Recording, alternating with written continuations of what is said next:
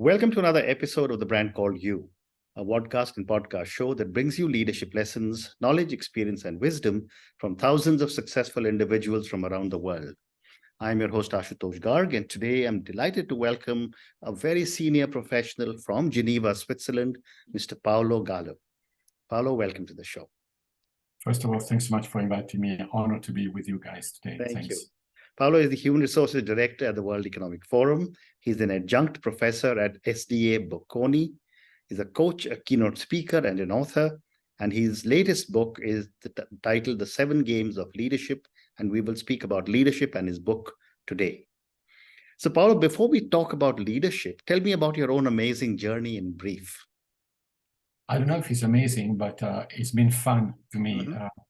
Basically, earlier in my career, in my life, I realized that I love 2 elements. One is helping people and teams and organizations to develop. And secondly, I always wanted to travel and to have an international life, So to me, I ended up working for the European Bank, Citigroup, the World Economic Forum, or the World Bank was a natural consequence of that choice. And I'm very glad I had this clarity in my mind since in my early 20s.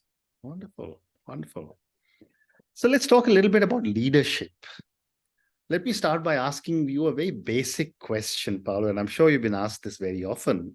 What do you believe is the most significant leadership trend or development that leaders should be aware of in the near future? Listen, there are more than 200,000 books and articles produced every year about leadership. And there is, and in fact, when I also proposed this book to my publisher, he asked a very good question to say, Paolo, I'm really sure that the world needs another book about leadership. And the answer is, well, probably not. But what I wanted to put an emphasis on something different. Let me try to frame the problem the way I see it. Okay? Now, if you look at the immense production about leadership, there are fundamentally 3 categories of books or school of thoughts. One school of thought has said what the leader should be doing, and understandably, the list is getting longer every year, and some of the requirements are a bit difficult to reconcile because, for example, on one side, you expect the leader to have a long-term vision, and on the side, you expect the leader to have attention to details and to produce revenues on a monthly basis. Then there is another category of books or thoughts that say, listen, this is what the leader should be. And so the emphasis is not about the activity, it's about the behavior. And I tend to relate to the school of thoughts a little bit more because put an emphasis on how you're supposed to behave given the difficulty and the challenges of today. The third category of books that just describe a hero, the Steve Jobs of the world or whatever, and all of a sudden they say, this guy's been successful because he's been doing this kind of thing, so you should be doing the same and you'll be successful too. I have to confess that I study and reading and writing about leadership for many years, and most importantly, work with many leaders all my life. And in this book, I wanted to have perhaps a different angle, which is how do you grow as an individual in order to become a leader? So this is, if you want, is a foundation of leadership. It's not about you should be doing this, you should be saying that. It's to say, how do you grow? And the reason why I wrote this book, The 7 Games of Leadership, because in my view, there are 7, let's say, phases of your personal and professional development that if you're able to go through them successfully, you have probably the credibility, the gravitas, and the experience that allows you to be a leader in whatever complex organization. So tell us about these 7 games or 7 stages. Yeah, I try to be fast, but fundamentally, the idea of phases is not my idea. It's something that related to Carl Jung, who was the first psychologist that fundamentally said, actually, we keep on growing all our life, while Freud thought that we stop growing when we are in our 40s, And so I call every game, I give one word because this word should summarize to me the essence of the game. So the first game, I call it the inner game. And inner game means clarity about your motivation and motives why you're doing something, okay? So it's not about choosing a profession or choosing a sector or choosing an organization to say why you're here. What motivates you to wake up in the morning? What are you good at? The second game, I call it the better game, is fundamentally once you find out what you're good at, try to become bloody good in doing it. Okay, so this is about developing credibility and reputation in your job market. Okay, then there is a first big step that not necessarily everybody understand, which is related to I call it the outer and the caring game, which is outer means the capacity to open the window and to understand what's happening outside. So I wrote a chapter about the 7 mega trends that are impacting whatever we are doing as we speak. And the caring, to me, is an essential component about the sense of responsibility that you have by managing teams, organization of people. Okay.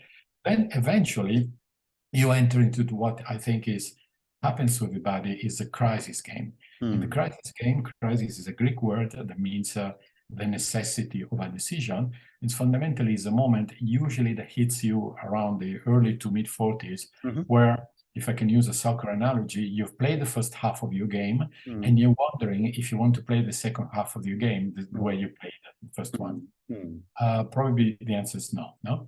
So if you successfully manage this crisis, you end up with what I call the reinvent game. And the reinvent is something meaningful and profound. It's not just a new picture on LinkedIn. It's something that fundamentally you're managing a transformation, not just a change. And if you do this successfully, the last two games are called the Revolution game. A revolution fundamentally leaving a legacy for other people to benefit. So it's not about you, it's about what you leave behind. And the last one is a letting go game, which is fundamentally passing the torch because you have grown leaders that are better than you. Because this is the ultimate sign of success, that you have grown people, teams, organization, and then you're no longer needed. So to me, what I wanted to reflect about leadership is not to describe what a leader should be doing, but rather the journey that you have to go through in order to become a leader. Because if you don't go through that journey, you may have power, but you're not a leader. Thank you. These are all such amazing 7 points that you've given our viewers and listeners. I'm going to ask all our viewers and listeners to go and check out Mr. Paolo Gallo's book. I will do the same. So moving on, Paolo, based on all your amazing experience, what are some common misconceptions about leadership that you have encountered? Listen, here, I've been director of human resources for a total of 17 years. Actually, I'm going to make you laugh. 17 years, 6 months, and 4 days. Wow. That's so what you would call precision. Not that I count, And so my question was, what did I learn in this close to 20 years now? And I worked in 83 different countries. I went to India many, many times when I was with the World Bank. And so I had the good fortune to work with amazing people all over the globe, And I noticed that there are, let's say, 3 elements that constantly emerge as a common mistake from leaders. And I'm not referring to technical mistakes because, people can get it wrong.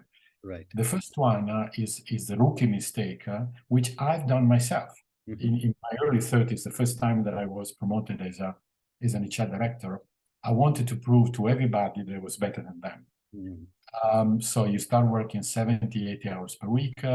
You're the first one to show up, the last one to leave. And you put a huge amount of effort trying to prove yourself that you're better than the other people. And the mistake is actually, you should not be proving that you're better than the other people, but you should be trying to make sure that the people are better than you. Right. So what I mean by this is your focus should not be in proving that you're the boss, but in supporting people in their own development. So this is the first mistake. The second mistake, which I noticed is probably related to some personality traits. The Greek used to call idiotes the people that are focusing on themselves. And so idiot, of course, is not a nice term to use when you refer to a person, but the Greek didn't want to give a negative connotation. What's it about you? Stupid. He basically said you only think about yourself, and the idiots are people that think only about themselves. So the second trait that I noticed about leadership, some leaders believe it is only about themselves. And how do you know it? Well, they talk about me, and me. They enter to the office, they picture themselves. They enter to the building, and it's only about glorification of the boss. And so these traits of personality, which is related to narcissism elements, is usually detrimental to growing people. And the last one is a letting go game. And letting go is a difficult moment in life where it's not about retiring. It's simply to acknowledge that there are people that eventually they're better than you, or maybe you were maybe better 20 years before, but now somebody is more adapted than you to deal with the current situation. So passing the torch is an amazingly difficult exercise that only few people can master. And I notice that when you are, I don't want to put an age, but perhaps in your late 60s, early 70s, some people still have not grasped the idea they're not irreplaceable. Everybody is, and therefore your job is to create and to develop capacity, not to create dependency. And this is something that I notice is a common mistake from some, say, people who just don't want to leave the stage. What a great response. Thank you, Paolo. My next question is that what, in your view, is the role of emotional intelligence in effective leadership?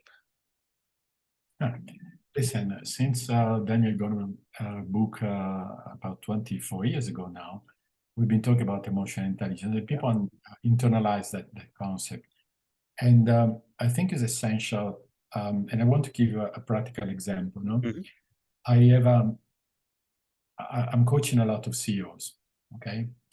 And understandably, these people are incredibly clever, incredibly qualified, they work incredibly hard. So, no doubt that these people are extremely talented.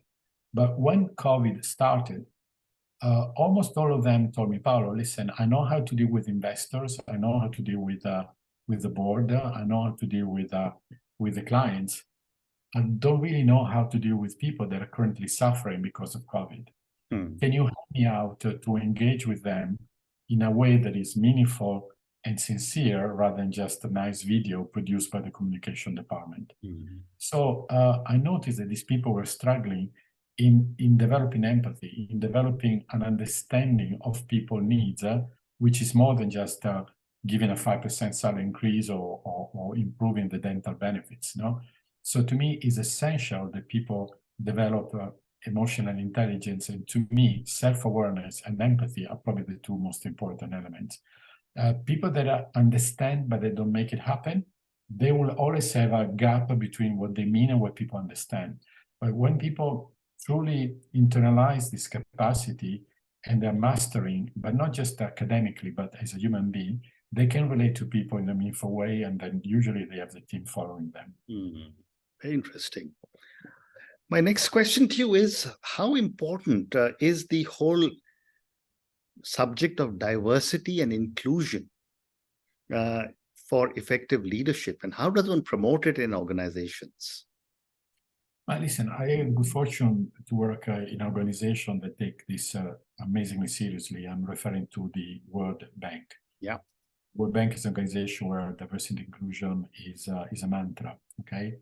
While in some organization, diversity and inclusion is a bullet point on a job description, maybe a video, but surely not at all what they do.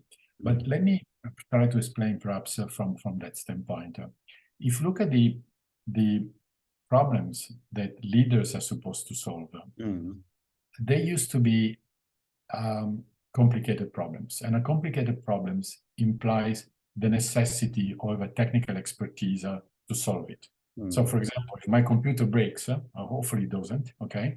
I have no idea how to fix a computer.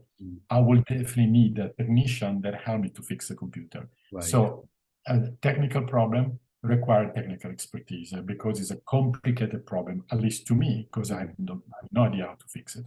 But if you look at COVID, climate change, artificial intelligence, the war in Ukraine, the war in Palestine, okay? All these complex problems, they're not only complicated, they are complex, and complexity implies that you need to collaborate with different people at the table. So diversity, therefore, is not just a requirement or something cute that human resources try to push. It's a prerequisite for you to solve the complexity of the problems. So people should think that diversity is not, oh my God, this is something that I need to do in addition to everything else. It's not a compliance issue.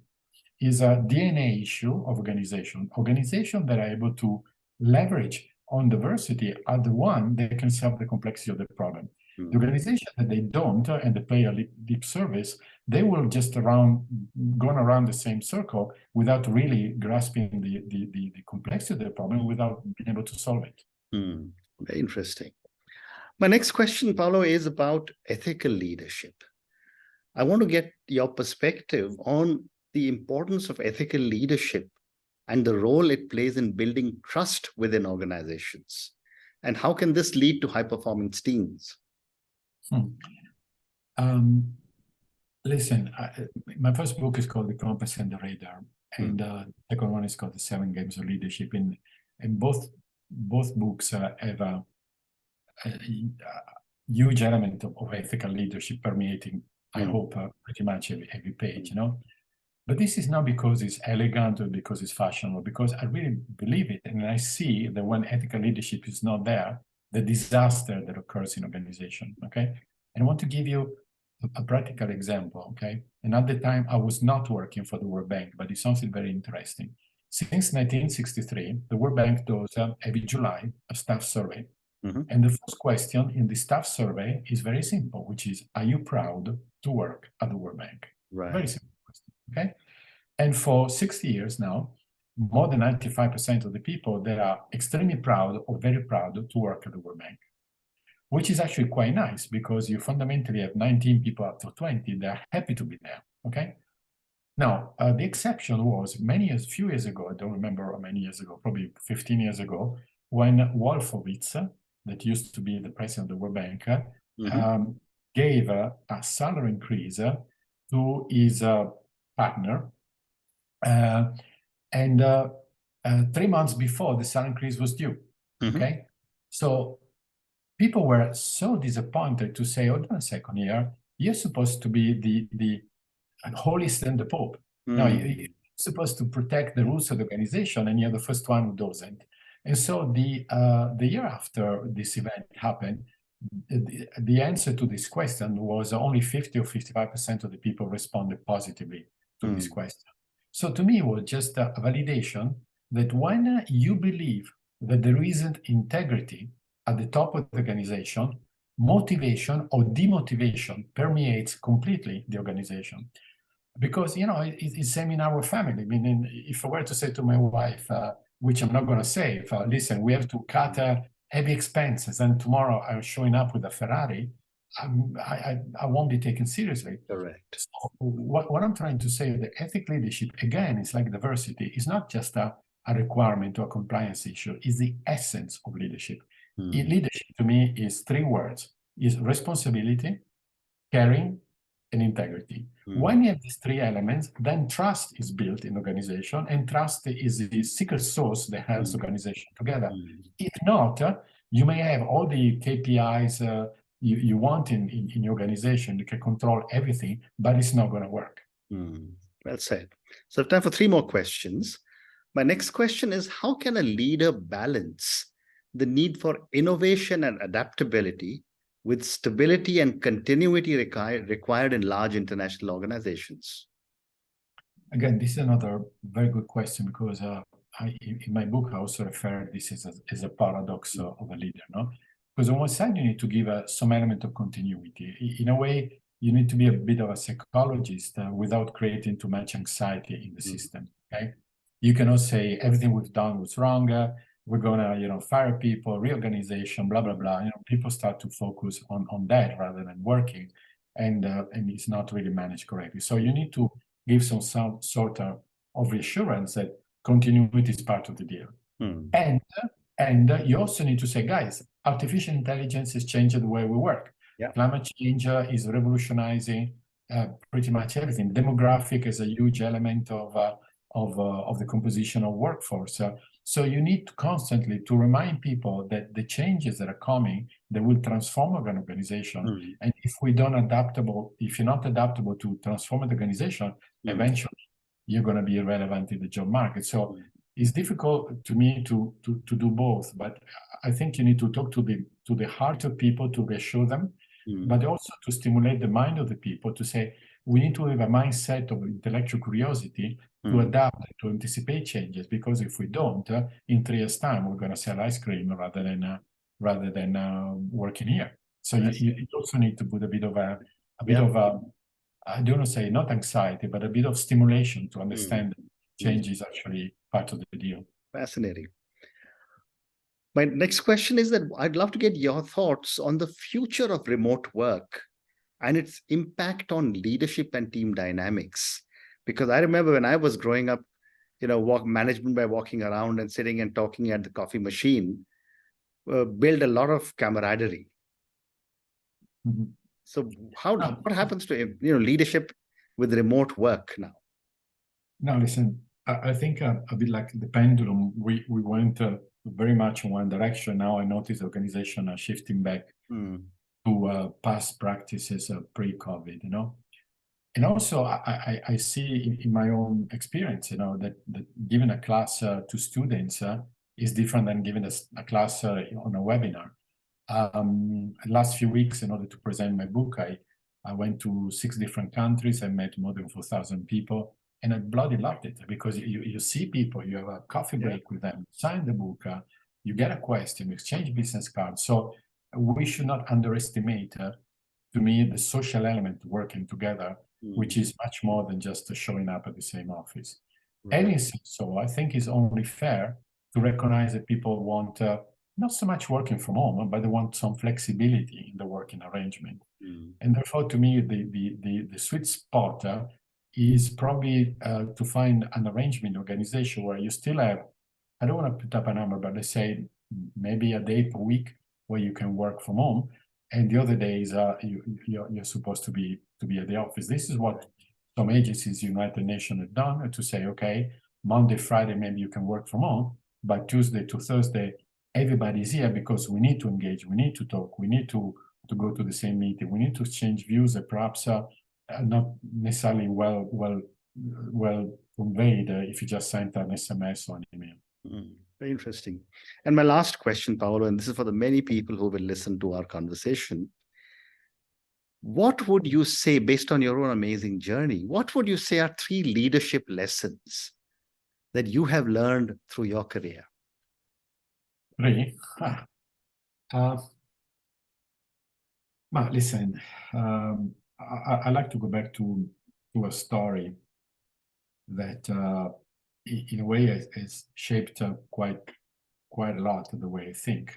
And it's a story about my dad, because I have a twin sister. I'm from Milan, Italy, and when I was a child, my father was working at the time for an Italian company called Olivetti. But remember, they were doing typing machine and then computers, and he was living in Latin America. So I didn't see my father frequently. Actually, I saw my father only twice per year in the first 10 years of my life. And that was tough, because at the time, a phone call at the cost of a dinner. And so seeing my father 5 weeks, maybe 6 weeks per year for 10 years wasn't easy for our family. Yeah. But my father made a promise to me and my sister that he would have come to pick us up the first day of school. And still remember the date. It was October 1st, 1969. That also gives away my age. So I'm 60 years old. I'm a younger 60 years old guy. Okay. So he did come back from Brazil at that time. And then at the end of lunch, he took my sister and then me. And he said, "Follow me, Paolo." And I was like surprised, because my nickname was Paulino. I was a 5-year-old boy. And it was the first time they called me Paolo. And all of a sudden I started to be not worried, because, oh my God, I have an adult conversation, I still remember what he was wearing that day, and what I was wearing. And I remember absolutely everything, the first vivid memory of my life. So during lunch, I remember, me and my sister, we told everything to my dad. And then my dad, when he took me on the side, in another room at the house, told me, "Paolo, in 3 hours, I'm going back to Brazil." So he literally traveled 23 hours to be with us with 4 hours, okay? And so I won't be able to listen to your stories from tomorrow. But please write down these 3 things. And I was already able to write a bit. Mm. And every day, please look at these three things and answer to you, not to me, to you. And they say what it is. I say, well, when you go back from school every day, you have to wonder if you love what you're doing, helping other people, if you're learning something new. Yeah. Okay. Because if you love what you're doing, if you're helping other people, and if you love what you do, you're on the right track. Okay. And so when I wrote my first book, the Compass and the Reader, and to me it's been my compass all my life, and so to me as a leader, I constantly try to ask people, and also to myself, do you love what you're doing? Because if you don't, it's not a salary increase that's going to solve the problem. Correct. Are you helping other people, which is not a religious element? It's simply how do you develop trust? How you build collaboration? And three, are you learning something new, which is how do you continue to be relevant in your personal and your professional life? So to me, leadership is a lot to do with remembering and reminding others to ask yourself these three questions. It's about love, it's about learn, it's about help. Amazing. Wow. And on that note, and your absolutely amazing story of your father and you, and your three amazing lessons. Do you love what you are doing? Number two, are you learning something new? And three, are you helping other people? Thank you, Paolo, for speaking to me about your own journey. Thank you for speaking to me about so many different aspects of leadership. Thank you also for talking to me about your book and the 7 games of leadership. And finally, thank you for sharing with me the story with your father. Thank you for speaking to me, and good luck. Thanks so much. It's been such a pleasure talking to you. Grazie so much. Thank you for listening to the Brand Called You videocast and podcast, a platform that brings you knowledge, experience, and wisdom of hundreds of successful individuals from around the world. Do visit our website www.tbcy.in to watch and listen to the stories of many more individuals. You can also follow us on YouTube, Facebook, Instagram, and Twitter. Just search for the Brand Called You.